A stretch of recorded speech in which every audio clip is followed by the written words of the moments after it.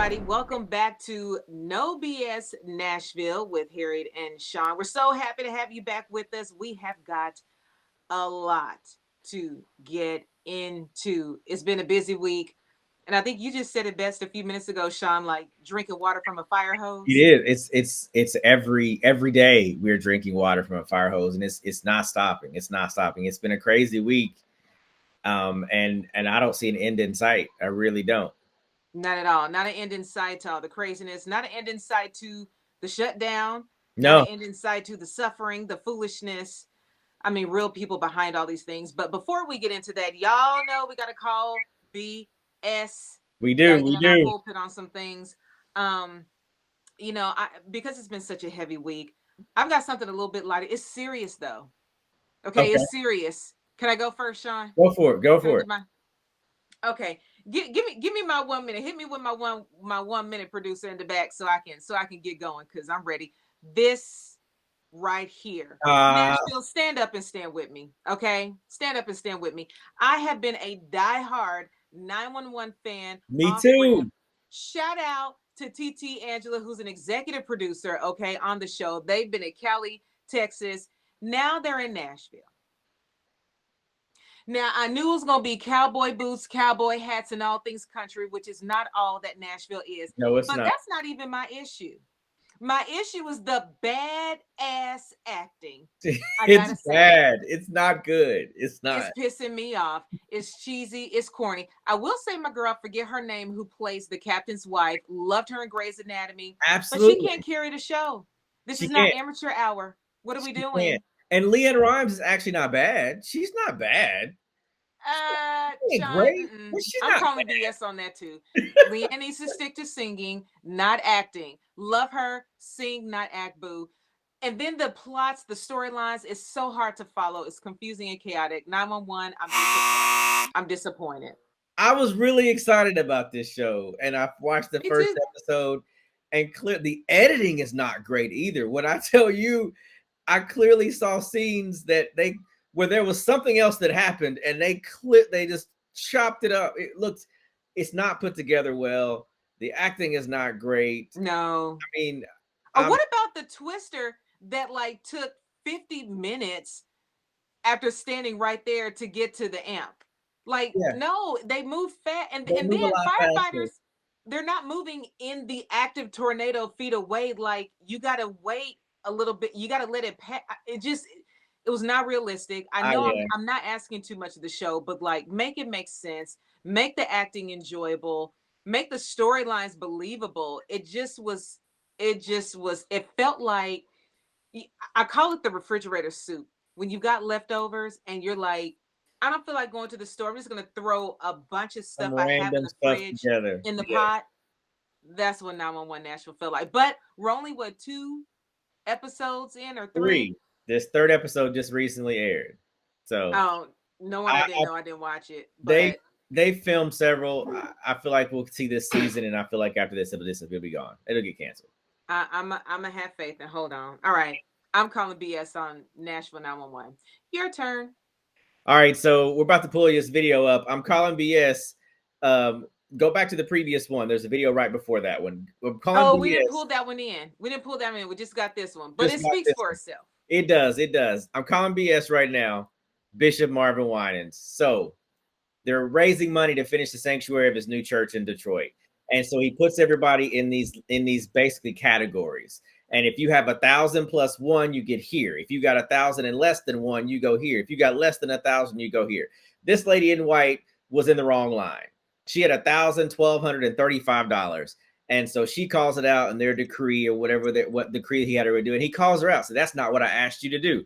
He said, I asked for 1,000 plus one. She said, well, I'm working on the other 800. And he said, but that's not what I asked you to do. Public embarrassment. And first of all, what I don't like about a lot of these mega churches is that why are we categorizing people based off of their donation? Why are we putting all the people that can give you 2,000 plus in one line, but then the person that can only give you $100 in another line? Why are we singling out people in church and publicly saying you can't afford to give what I asked you to? I'm still going to take your money, but go over here. Why are we doing this? I love the Winans. I love the Winans. BB Winans is a mentor and a friend of mine, and Bishop Winans love him dearly. But this was wrong. I call BS on this. We should not be categorizing our church members based off of the money that they can give the church. And I had a lot of people that in response said, that $1,200 is a hard time for right now to give the church. And how easy could she get that back if she needed it? So I just feel like that there's not a way. There's better ways to go ahead and collect money. You got 15,000 ushers in this church. Have them all line up and pass a plate down. You don't have to line people up. Not 15,000 ushers. He's got a lot of ushers, but you don't have to line people up to decree how much money. If you want, you can still give a public decree without saying how much money it is. Because to me, I think it is categorizing people and is singling people out. And it's just disrespectful. And I just don't agree with that. And I don't agree with the apology. He said that we were trying to keep things in order. We didn't want the elderly people to have to stand long. Nobody had to stand at all. You could have passed plates around to your ushers. You could have everybody just virtually send the money. Venmo, Cash App. It's 2025. Let's come on now. I could go on and on about the church, about tithing, not what the Bible says, but about today's church, the way the church does it. That's a whole nother show. It's not a moment, not 1 minute when I call BS. That's another show. It's not. But, and this is before we change subjects. ATMs in church. It's insane to me. Insane. But go ahead. We live in a world where stuff that we never imagined that we'd see, like, oh no, that's so crass, or that would never happen. We live in the age when that would never happen is happening. But here's one thing that I am so excited is happening today. We are bringing back a special friend of the show, Sean. He's a favorite of ours, and I know he is a fan. Well, depends on who you ask. Depends on who you ask. That's true. He's a favorite of yours. Our buddy Justin Kanew of the Tennessee Holler. Justin, how you doing today? I'm good. Thanks for having me back. Yeah, you're either a fan or foe, generally speaking, of mine, probably. I gotta ask, and I think there was one time when something like this kind of came up, and I don't want to say because I'm not sure if I'm running out, but I mean, you get on the megaphone, you holler, you are not afraid to ruffle feathers. Do you ever get worried about your safety? Are you ever out and people like, oh, you're the holler guy, or have you ever gotten threats or anything like that? I mean, yeah, definitely it's happened. We had a problem at my house not too long ago where somebody came and did something bad. But most of the time, I think the people that are thinking that don't actually come up to me, and it's the ones that like what we're doing that'll say thank you or appreciate you, stuff like that. So out in the streets, it's generally pretty positive. But we did have something bad happen at my house. Wow. But you remain unafraid and unmoved, huh? Yeah. I mean, we rattled us pretty good, but we just try to keep going. We can't let those people tell you how to live, Yeah, I feel you. Well, Justin, we just called BS. We stood on our little pulpit there, not in the same way as Mr. Winans did, but we stood in our pulpit. We called BS about something that's been bothering us. We want to know. I'm sure that there's a list of things. Yeah. What do you want to call BS on this week? Wow, yeah, there's a long list of things to call BS on. The thing that my mind goes to is, Memphis has been occupied by Trump's occupying force against their will. Nobody wants the National Guard there. That's not how you fix crime in Memphis, is by invading it. You fix it by addressing poverty, funding education. But Governor Lee last week held a press conference, and he claimed that 850 violent criminals had been arrested and 45 children had been rescued by their Memphis quote unquote safe task force. Well, right. Drilling into the numbers, the media and us figured out that actually like 85 to 90% of those arrests were what's called administrative or immigration arrests. And he was completely lying about the numbers. So I call BS on that. And then on top of that, even after that was exposed, Speaker Cameron Sexton has still been posting as though we don't know that the numbers are not violent criminals. So they're not going after violent criminals. They're going after people who in many cases have done nothing wrong other than exist. And so I call BS on Republicans lying about the numbers in Memphis. Were you shocked when you heard Governor Lee say this occupation is going to last forever? Like, I don't see an end in sight. Were you shocked? What do you think about that? I'm not generally shocked when Governor Lee says things that are not smart, that are put in a way that are, that he doesn't really look at how people are going to take it. He just talks. But no, it doesn't surprise me really that, they plan to occupy Memphis for a really long time. They're going to lie about the numbers. They're going to make themselves look like heroes, and they're not really going to do the things that Memphis needs. So this is, instead of doing the things that Memphis wants and needs, like addressing poverty, funding education, taking guns off the streets, this is their substitute because they can, fill the prisons, send money to their donors, and do, address this in a Republican way, which doesn't actually get to the root of the problem. Mm. I, where do we go from here? What happens?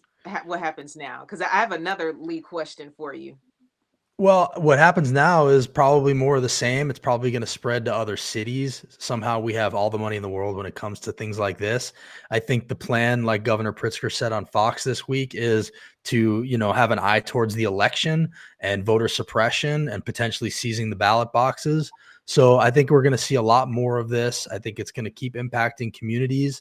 And, as far as Tennessee goes, there's a lawsuit. A lot of the Memphis elected officials are suing the state over this because it is unconstitutional to deploy the National Guard this way without any input from the state legislature, without the city wanting it. So, but I don't think they care about what's constitutional. I don't think they care about the laws. We're going to see them do whatever they want because the guardrails are kind of gone. They are. I mean, They've thrown the Constitution completely out the door. It's non-existent.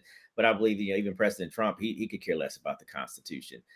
But what's interesting is, especially when it comes to, and we'll talk about this later on, especially when it comes to the press and the Pentagon, and how the Constitution works to a certain extent to them. Where they're all about the First Amendment, but only the First Amendment if you totally agree with what I say. If you don't agree with what I say, then it doesn't apply. And so we're convoluting the whole Constitution itself. And so even in this situation where you clearly have laws, especially in the Tennessee Constitution, about how this should work, and even Governor Lee could care less, but his boy in the White House doesn't care either, so he's just following suit for whatever reason. And we're suffering, and we're literally suffering. And people in Memphis are suffering, and even today with a shutdown. And we'll get into the conversation as far as SNAP benefits. We're suffering in this state, and they could care less. Right. I think it's like you're saying, they only care about the Constitution when it says what they want it to say. They only care about the law when it works in their favor. They only care about free speech when you're talking about what they want you to say. We could spend all day talking about how hypocritical all of this is. That's why we just really have to keep calling it out, pushing back. And, it's exhausting, but, hopefully at some point, the people that have been complicit in all this, that have been standing by while it happens, will reach their limit. I don't know if that's going to happen anytime soon, but I mean, we're seeing the White House knocked down. I know you guys are planning to talk about. We're seeing, he's raiding the DOJ for $230 million just because he wants it. He's building himself a ballroom twice the size of the White House. We're very far over the cliff here, and I don't think a lot of people realize it. And I just hope we still have a democracy when the next election rolls around. well, I want to roll into something because Sean, you just mentioned suffering and all of that, and the shutdown. We've got to, Justin, if you don't mind hanging out with us for a couple of more minutes, because I know, Lee is one of your favorites, Governor Lee. So something else coming out of from Governor Lee, coming out of his office. We know that we're in a shutdown. It is out now. Come November 1st, if this shutdown continues, there will be no SNAP benefits administered, released in November. I was talking to someone the other day who was telling me I've only got $105 left for on my food stamps for this month, and I only have enough to last me for a week food right now, but I'm going to save that money for next month when I won't get any food at all. This is a reality. But here's the thing. Last week, Governor Lee mentioning that y'all know that thing we have called the emergency reserve. It's $2 billion in it, right? It is literally saved on reserve for emergencies. like, I don't know, a food crisis. Well, Governor Lee said last week that he will not be using any of the money in our state reserves to make up for the loss in SNAP benefits that nearly 700,000 Tennesseans will experience in November. Justin, your thoughts? Well, it's not that surprising that the same people who have refused to expand Medicaid in Tennessee for the last 10 years and cost us $30 billion and counting also don't care if people go hungry. We've sort of normalized human suffering in this state. We're at the bottom in poverty, at the bottom in infant maternal mortality, at the bottom in per pupil spending. So, this is just more of the callousness from the Republican supermajority led by Governor Lee. And it shows us how they don't care. You mentioned the rainy day fund. The rainy day fund, has billions of dollars in it. They didn't access it when there were the floods. They're not accessing it now. They don't care about regular people. They only care about filling the pockets of themselves and their donors. I don't know how many different ways we can say it, but this is just another example of that. I mean, like, it's just like, it's mind-boggling to me. I think I saw a number like 160 something million would be needed to cover the loss in SNAP benefits. But we have a little more than 2 billion, and we've been down this road before. Open up that fund, because again, that's what it's for. I just can't imagine the suffering that people are going to experience, the fear that they're experiencing right now as the rest of October ticks away. I mean, what is it going to take, Justin? What do you think? Well, they're just they John, politicize everything. To them, it would be politicizing it to feed people, because they would view it as getting involved in the shutdown discussion and impacting Trump, and they don't want to upset Trump. So they just, they politicize everything. They don't come at it with a lens of how do we help people, how do we do right by people. They come at it from a lens of what is right for us politically. And it's actually really sad. It's anything but pro-life. This is in my opinion, like a theocratic supermajority that we live under. It's not the Christian thing to do. And so, it's just the political thing to do in their minds through their lens. And they're all kind of afraid of rocking the boat. They're afraid of Trump, and they come at it from that perspective. So, it's really a bummer. It's sad. And I feel my heart goes out to all the people that are going to suffer, just as my heart has gone out to the people that haven't had health insurance in this state because we haven't expanded Medicaid. And, I wish people would wake up and understand that Governor Lee does not care about regular people. And this Republican supermajority has normalized allowing people to suffer. And I think you said it best, because they're afraid of Trump. They're afraid of upsetting him, even to the fact that, and if you think here recently, cattle farmers, especially in Tennessee, are they're upset because Trump has made mention that he's going to get beef from Argentina, from a whole other country. So you got cattle farmers right here, and many of them conservative, many of them voted for him, and he's been one that's always talking about everything needs to be American made cars, American made steel, everything needs to be made in the U.S. Now you're talking about getting beef outside of the U.S., which is going to directly affect cattle farmers here who have their whole livelihoods depending upon that. Again, why are you trying to get at it? Because how you can put money in your own pockets, how you put money in the pockets of all of your other colleagues, and you're forgetting about the everyday people who have a livelihood that they have to deal with every day. And this is how they make a living. There's not a care for the common person in this country. There's not. Well, I think that what you're pointing to there is the perfect example of this. I just heard someone call it Farmageddon, which I think is a really good term. The Argentina of it all, we're sending billions and billions of dollars to Argentina to prop them up. Meanwhile, they're taking the Chinese business from our farmers when it comes to soybeans. And then now we're going to go bring in beef from Argentina that's going to hurt the farmers. So you're hurting the cattle farmers, like you said. You're also hurting the soybean farmers, which that's Tennessee's #1 cash crop. They no longer have any sales to China as of May. That's killing them. And just to bring it back full circle to what we're talking about, instead of asking Trump to stop his trade war that's causing all of this, Republicans led by Rusty Grills sent a letter to Trump asking him to bail out the farmers. When the farmers are asking him to stop the trade war, they don't want to upset him by saying the trade war is the cause of that. So instead, they're saying, no, your trade war is great. Just send some money to our farmers. Farmers are saying a bailout will not make them whole. It's like putting a Band-Aid on a bullet wound, Right. is what they said. What they want is the trade war to stop. But the Republicans in the state are so afraid of Trump. They're afraid to stand up for what's right. They're afraid to get the backs of cattle farmers and soybean farmers in Tennessee. And so Farmageddon will continue because people like Rusty Grills, Governor Lee, Cameron Sexton are cowards and afraid to do the right thing. It's just amazing to me because along that line, Justin, when I'm listening to the governor, his statements going back to the SNAP benefits part and not tapping into the reserve, the bucket of money that is set aside for emergencies, such as this one.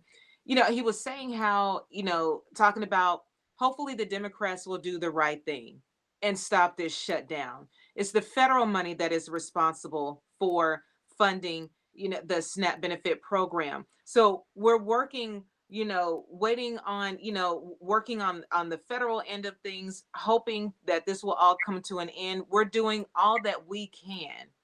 And it's like, for me, it's like, wait a minute. The people who elected you are suffering. Okay. Not everybody else who you're worried about offending, but your people elected you. They counted on you. They trusted you. And in the moment of crisis, they looked to you and you looked away. What Yeah. in the world? Right. And this is what he's done time and again. This is Governor Lee's MO. And I actually don't even think he's looking at it the right way. Like, I think if we were a politically responsive state that, wasn't just a automatic Republican vote, automatic Republican supermajority, that he might actually see that doing the right thing here would be politically smart for Republicans.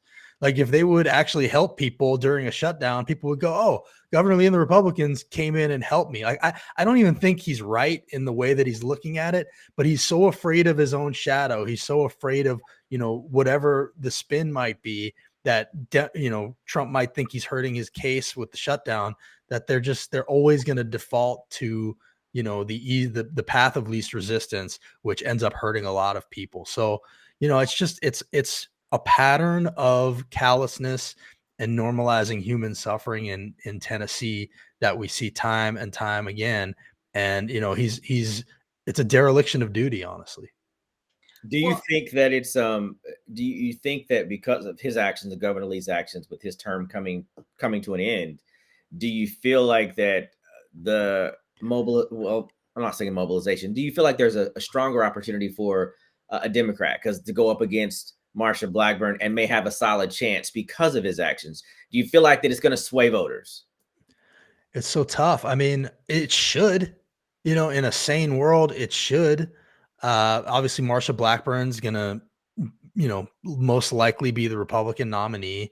She wears all of the same baggage. She has, supports the trade war. She would be what Governor Lee is and much worse on a lot of this stuff. She certainly doesn't care about people. She was largely responsible for the opioid crisis, where she made it harder for the DEA to fight that, and hundreds of thousands of people died. She gets most of her money from PACs, not from regular people. She won't even face the people and have a town hall. So you'd think in the face of all of that, there might be some people on the Republican side of things that would question whether or not she has best interests at heart. But we're so tribal. And, this state, especially, there's so much disenfranchisement and voter suppression. We have the highest percentage of disenfranchised Black folks in the entire country. It's something like 500,000 disenfranchised Black people in Tennessee. And all they're doing is making it harder to get your voting rights restored. So, they've got voter suppression down to a science and art form. I call Trey Hargett the Secretary of Voter Suppression because he's so good at it. And the only way that the way that that he's doing what they want him to do is we're like 50th in voter turnout, and they all run around talking about what a great job he's doing. He must be there to keep voter turnout down. If I was 50th out of 50 at my job, I would think I would have been replaced by now. But no, he's been sent up there to suppress the vote. They pat him on the back. They must like that nobody votes in Tennessee. well, I've got some good news though, as we switch here a little bit. So perhaps voting, our voting record will improve in Tennessee. We're going to keep hope alive. We're going to keep our fingers crossed. This shutdown is going to come to an end pretty soon. We're manifesting that. And when it does, we'll have a great place to have a party. The White House ballroom. Oh, Yay, right? Because that's what matters. White House ballroom is going down. Again, say what you want to about Trump. One thing you can't deny about him, when he says he's going to do something, good or bad, families torn apart, money is saved in your pockets, people going hungry, people getting fed off the cat, whatever it may be. If President Trump says he's going to do it, he does it. The ballroom.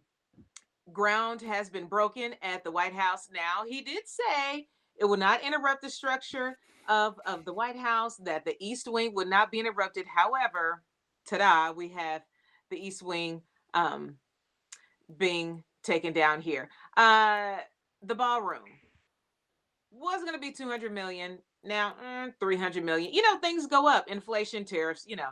Here we are. Ballroom. Justin, if you got an invite to the grand opening of the ballroom, are you going? you couldn't pay me $350 million to go to the grand opening of that ballroom. I think that picture right there, it's a really sad picture. It's a real physical manifestation of what this guy is doing to this country. Second only to the video he posted of him dumping shit all over Americans that were protesting in the streets. So, you know, this is really sad. I think it's important to like take a step back. First of all, the numbers keep going up for a reason. They go up for a reason because nobody's going to ask this guy for an itemized list of expenditures. He's pocketing that money. He's getting this money from private entities. He's putting it in his pocket and he's building a ballroom that's not going to cost probably a third of that. And he's putting the rest in his pocket. So this is all one big profiteering scheme, just like when he's demanding them $230 million from the DOJ. Nothing this guy does is not to enrich himself. I think it's also important to look at the fact that when you are renting a home, you don't really renovate it like that.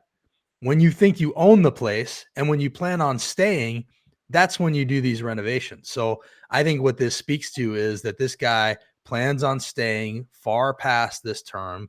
I think he thinks that he has solidified himself as a dictator. And if you don't believe me, believe Steve Bannon, who just told The Economist He is out that, there. yeah, Steve Bannon has openly been saying it since the beginning. I mean, this last clip, there's a clip out there right now of him talking to The Economist saying people need to get accommodated with the fact that Trump's not going anywhere because he's sent by divine providence and he's going to be there past 2028. Steve Bannon's been saying this for a long, long time. People are now starting to hear it. My advice to people is people need to believe Steve Bannon that this is their plan. Believe Governor Pritzker that this is their plan. And I think the remodeling or whatever you want to call it, the destruction of the East Wing and the installation of a ballroom twice the size of the White House itself shows us that this guy is planning on staying. You guys see this? Yeah. Now keep in mind, culprits. it's not costing you or me anything. All donations. All Maybe. donations. This is a list of, and the White House shared this. This is a list of those who have donated to the construction of the ballroom. Which, and I want to point out, the East Wing, for those who don't know, that's where, yes, it's where the First Lady's offices are, where the calligrapher who does invitations, all that sweet. But also underneath the East Wing is where the Presidential Emergency Operations Center is, as well as a secure bunker. Well, look at this list. I mean, to me, this list, what that is, that's the oligarchy.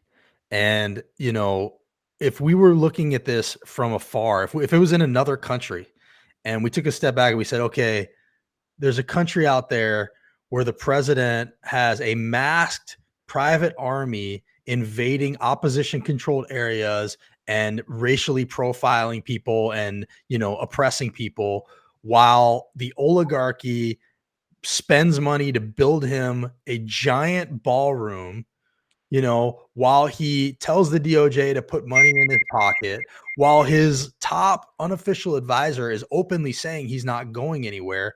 Would we consider that a democracy still? Because I think we need to ask ourselves, like, are we one right now?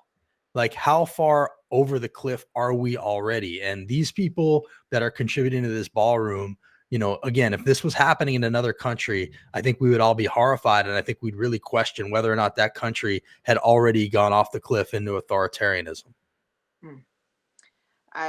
Obviously, there's more to come on this as we continue to watch the videos of the demolition and the construction. This ballroom, the Gilded Ballroom, Yeah, which will it's insane. have a capacity of what, 1,000 people.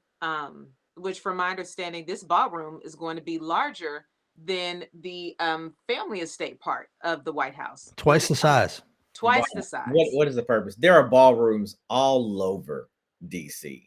All over DC. Why did we need a ballroom decked out in gold attached to the white? What was the purpose? Because he doesn't want to have to go very far, just like he has one in Mar-a-Lago. This is all because this guy thinks he's going to die in the White House. Yeah. He's turning it into his own estate, his own castle. That's right. You said he thinks he is. I believe that he believed. You know, there's a difference between think, believe, and know. I listen. We used to live in a day of that would never happen, but now we live in never say never, because some of the things that we just never imagined could or even would happen is happening. Another thing that's happening, Sean, I know this has really been bothering. We got one more, Jessica. Can you hang out with us for one more quick time? Sure. Gotcha. All right. And Sean, I'm going to hand this one over to you because this has really been bothering you. Speaker Mike Johnson over in Arizona, he's found himself in a little bit of trouble. Absolutely, absolutely, because he knows this right here is the deciding vote for the Epstein files to be released, and he is stalling. There's no reason that this representative for the state of Arizona should not have been sworn in at this point. There's no reason. Every single member of Congress should be in DC right now. He's got them on this extended paid vacation, as Justin said earlier, to do what? We're in the middle of a shutdown.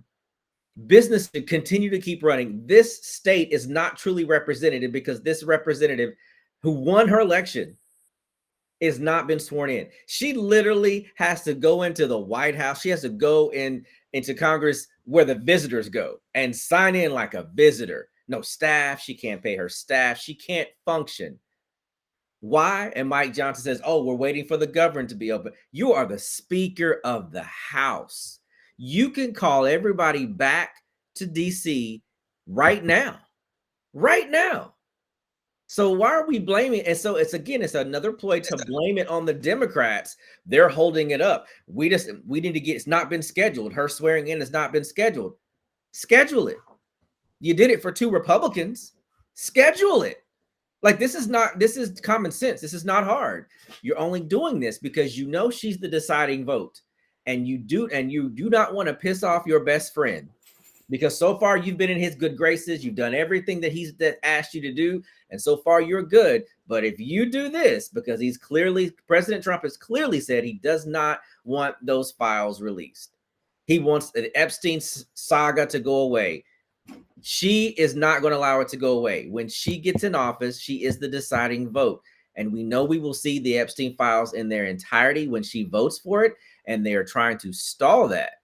And it's saying, and at the cost of all this is the American people. The American people are at the cost of this coward of a Speaker of the House that will not bring everybody back into session and get people back to work. Justin, I can't wait to hear your take on this. Ooh-wee. Yeah, no, I think Sean said it well. To me, this is a confession. You know, it just basically says, we know we don't want to see the Epstein files. We are admitting that we're afraid of what's in there. And I think we all know what's in there, right? I'm not entirely convinced that even when there is a vote for the Epstein files that they'll let it out. So, you know, I think they don't want to get to that point where we're voting for something, the law has been passed, and they're still saying, actually, they just don't want to vote on it, period. Right. You know? And the other thing I would say is this is another reason to get out there in the 7th district and send Afton Bain to Congress, because she'll be a vote to release the Epstein files. Also, Matt Van Epstein files will not be a vote to release the Epstein files. So Tennessee 7th district has a chance to weigh in on this. Speaker Johnson has shown himself to be a historically spineless guy. It's amazing to watch him stand there and act like he doesn't know anything about anything when it's convenient. You're absolutely right that he swore in 2 Republicans in the same situation. So, he's just exposing himself. And again, we don't have a Congress, but we have something similar to the Russian Duma, where they're just rubber stamps for the president. And this is not what the founders intended. Well, certainly something to keep our eye out on. We're going to be monitoring this story, see how it moves along. And then you got to swear her in. Once that happens, we'll see if the Epstein files are released or if they find. I thought these are supposed to be the guys that care about children and protecting the kids, right? Like everything they do is about protecting the kids, banning books, right? Attacking LGBTQ people over this stuff. But here we have a file of the most powerful pedophiles on the planet. Your own people want to see it. Marjorie Taylor Greene wants to see it. Rep. Thomas Massie wants to see it. And here you guys are protecting a pedophile ring. It's crazy. And it gets to the core of the hypocrisy of so much of what Republicans have been saying for the past 10 years.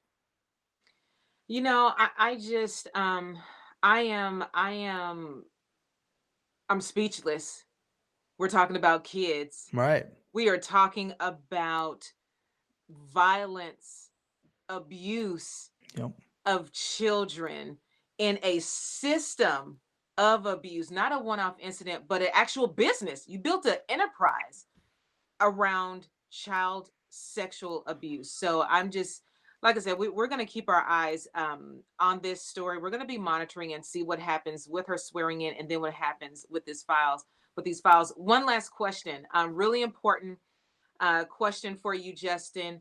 Before we go, I saw something online. I just want to ask you: have you ordered? Because you're a hat man. Have you ordered your Trump 2028 hat yet? Just $50. Just $50. I have not. And I think it is kind of funny, but at the same time, like I just go back to, they're not joking. They're not playing. They mean it, and I think we should stop underestimating them. I hate listen to as much Steve Bannon as I possibly can. It's hard to do, but he's giving you the playbook. He's telling you. Gotta listen. He told you. Russ Vought, Tulsi, Kash Patel, these people came out of the Bannon world sphere. He planted these people in where they are. And he was also, I think, a big part of what happened on January 6, 2021. He quarterbacked so much of what we're seeing.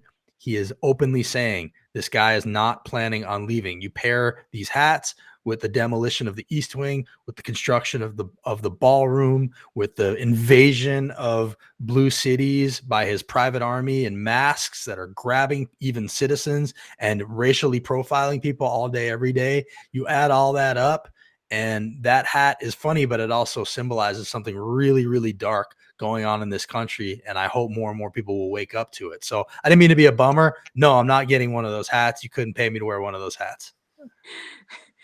Justin said, to summarize. I'm just trying to bring it all back to, we're in big trouble, folks.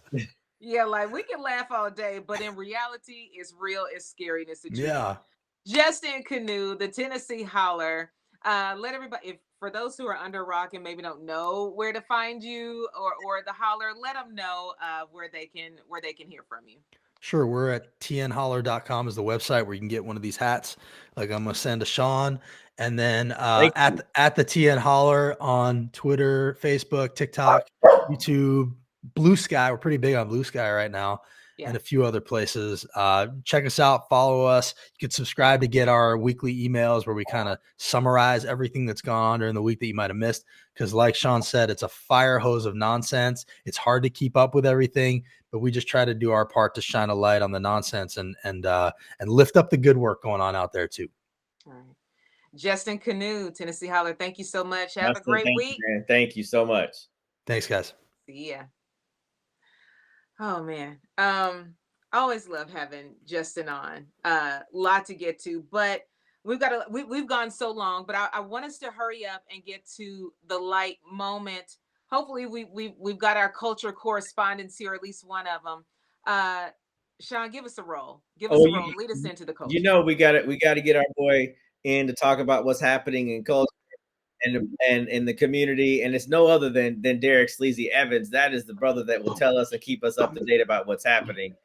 Derek Oh, I'm Sleazy, here. Hey, what's up, Sleazy, how man? you doing? Might try to be cool like y'all. That's all. Yeah, we definitely I'm trying. appreciate you jumping in and coming and hang out with us just for a few minutes, because we got to talk about a few things. First and foremost, did you enjoy TSU homecoming? Oh yeah, I stayed in the house the whole entire time this year.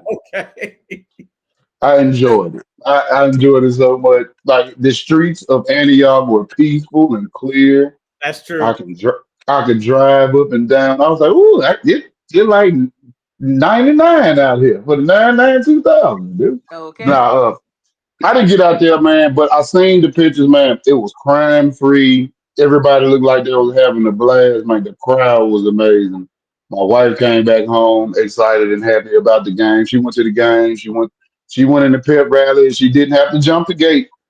I know y'all seen the videos of them dudes jumping the gate. Yeah, They thought No. they had I could yeah, that was so lame. Like what are you doing? Like what are we doing? I So did not they see that. there was some dudes that jumped the gate, and I just think everybody had a good time, all in all, man. But it was a 10 out of 10, so I you would Okay. know say. Blexit, it was all about everybody was concerned about Blexit, and they were removed from TSU during homecoming week because they I had s- tried, they attempted I to saw what the president put out, man. I'm glad they got put off the campus, man. You don't need to be on the campus nowhere else. And why are you coming on another black college campus doing it? You could go anywhere in the world. Why come and antagonize your own people? right. Why? I Like, like, mean, I don't get it. Blessing. Man, if you don't get out of here and go take a bath, they probably don't use a wash rag. Them the type of black people that don't do that. Or you a you, wash you ever rag. seen they don't use a wash rag. You know, white people don't. They think a wash rag is preposterous. Not all, but some. But But you, why do you think we have this and it looks like a growing number of black people, not just conservative black people, because that's common, that's fine, not all black people are going to be liberal, but these Trump supporter MAGA black people, why do you think this number is growing?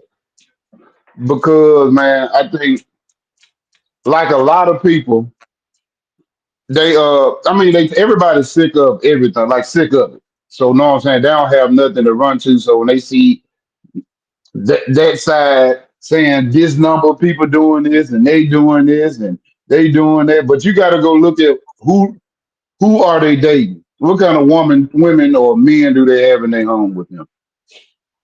That's It ain't that's nobody. It ain't nobody of color. Who the Candace Owens got at home? nobody. Is she married? Got that white I man. don't follow Candace Owens because she bothers me, she pisses me off, so I don't know too much about I'm her. just I'm just saying, but you gotta understand who they with most of the time. True. So no, you, let them be. Like it's gonna give you, like I tell agents, stop worrying about what a lot of these people are saying. You're gonna give yourself a headache. All you can do is just, like I said, go cast your vote and Keep it do moving. your part.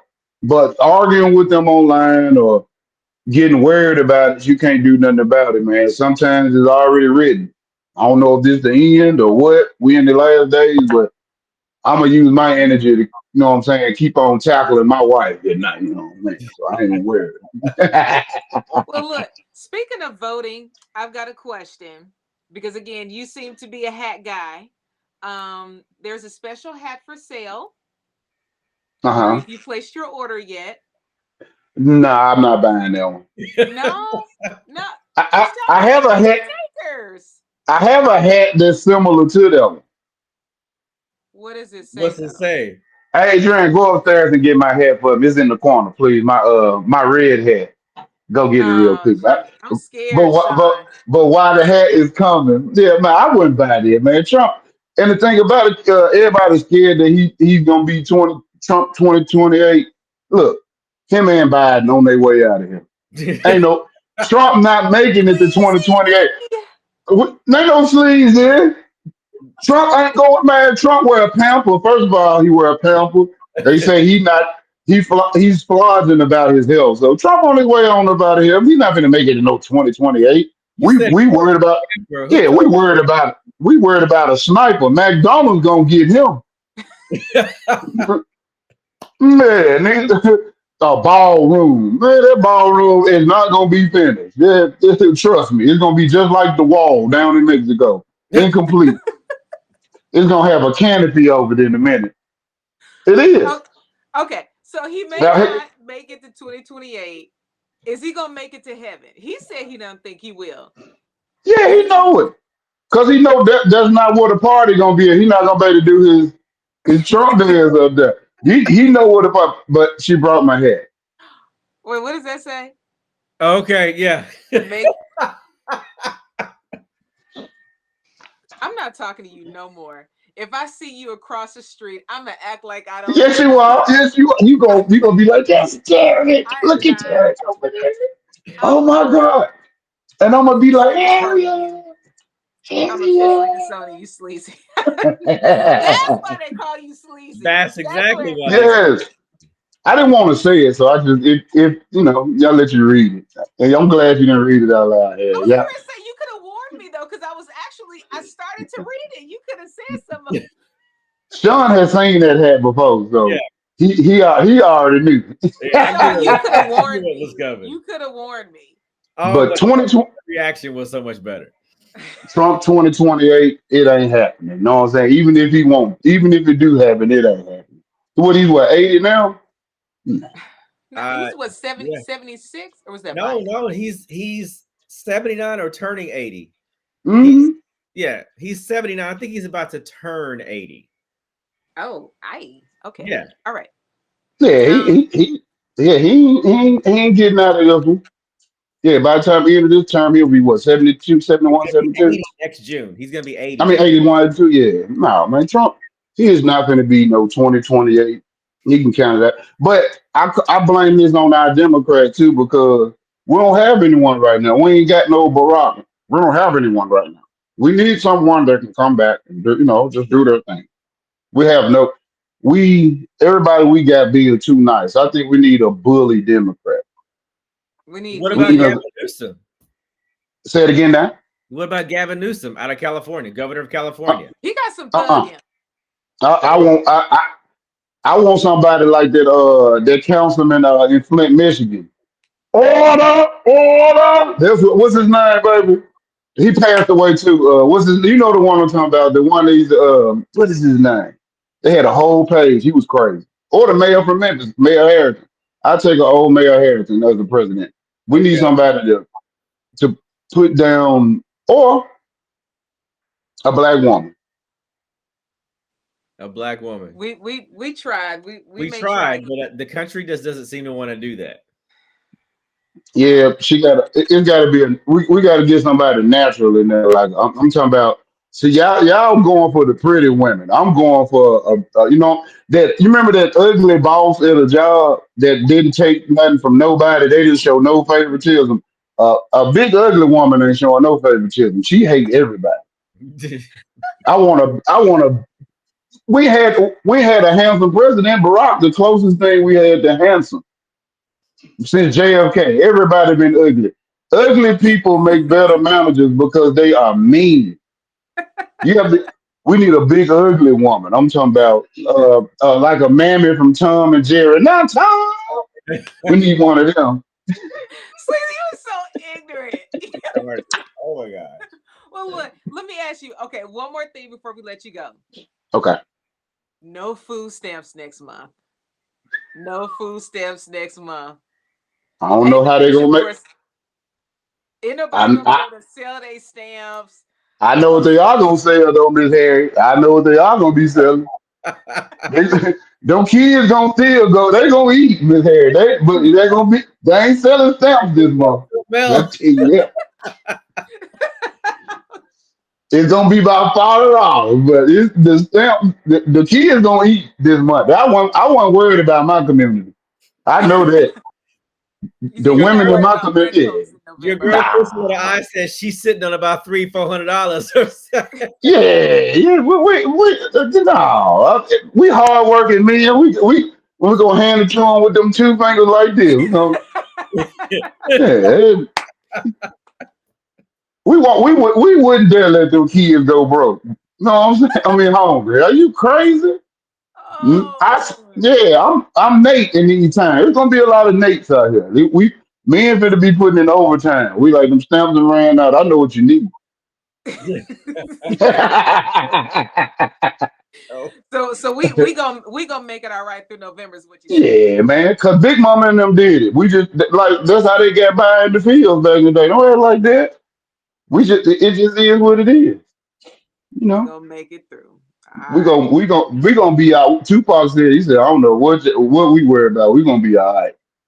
We Through any always situation, no matter how bad it has been for us, I would tell people, man, we gonna be all right. We could be mad at each other or do all this in our community. At the end, man, we come together.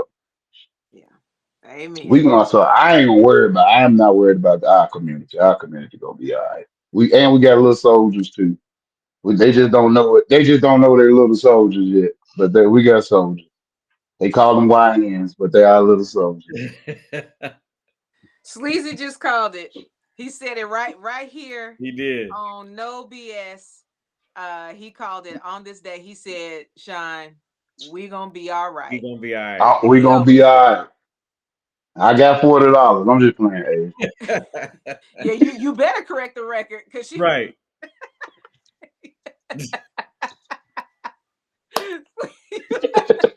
Oh my God. you Derek ain't Sleazy crazy. Evans. I love y'all, One and man. only. Man, thank you so much for the culture. That's our brother, Always Derek great. Sleazy Evans. Always a pleasure. Always a joy. Sean, oh, what a week we had last week. What a week we have ahead of us. Um, a lot. I imagine we're gonna have a lot to unpack again We will. on this Because coming November Sunday. 1st, November 1st is coming up soon. And Snap will, so we'll see. We've got a few more days left to see if they're going to get the government back open or if Governor Lee decides to tap into that fund to get a change of heart. But as of right now, it's scary for a lot of people and people Very. are fearful. And I think some of the things that I've heard is that you may start to see my dogs have been really excited on that. He's bothered by that too. Yeah, He's feeling some kind of way about November 1st. he I is. understand you. He is. You may start to see you know, more theft, unfortunately. People, That's when they I get said that the other desperate. day. When they get desperate, you may start to see people that going into certain stores and trying to steal because they don't have it. And it Yeah. was interesting because I go to the grocery store all the time, and for the very first time ever, I had somebody walk up to me and ask me if I wanted to buy stamps, and I've never had that happen before. And of course, I didn't do it, but it made me think about the fact that this is a very, very hard time right now, that Yeah. people are walking up and just trying to get money, and they know that some people want stamps and some people need money. And so they're just trying to do whatever they can because the economy is rough. We're approaching right at the edge of a recession within really over about 23 states right now are experiencing either right on the verge of a recession or right there. And Tennessee is one of them. So the times are hard. It's hard. It's scary. And I really, really It's real. I really just want both of these sides, the Republicans, Democrats, to get up off your ass, get back together. And you know what? This president, Figure if it you out. seem to believe that you are for the people, you need to get into these conversations. Because right now, Mr. President, you're not in these conversations about getting this government back open. Get in these conversations. If you say that you're for the people, and if you're doing things for the people, then show us. Because right now, your country is suffering at your hands and your expense. We're going to keep talking about this, no doubt. We're going to keep monitoring the shutdown, no doubt. We're going to keep calling BS, no doubt. In the meantime, Sean, tell everybody where and how they can find us. Well, of course, you got to go to our YouTube page. Just go to at No BS Podcast with Harriet and Sean, and just search it. You'll find us. We're on Instagram. We're on Facebook. We're on TikTok. We're on X. No BS Podcast Nashville is what you search. Likes, follow, subscribe, send us your comments. Let us know about topics that you want to hear from. We'll definitely reach out to you. If you've got something going on, if you've got something happening on boots on the ground in your community and you want to come on the show and talk to us about it, let us know, because we're staying connected, especially to things that are happening here in Tennessee, but all over the country. So we want to hear from you. So definitely at No BS Podcast Nashville on all of your social media platforms. Reach out to us. Hang out with us, engage with us, and of course, be a part of the podcast in Nashville that Nashville has needed for the longest. And now you've got it. Everybody, that's a wrap for us today. Thank you so much for joining us, hanging out with us. Have a wonderful week. See you guys.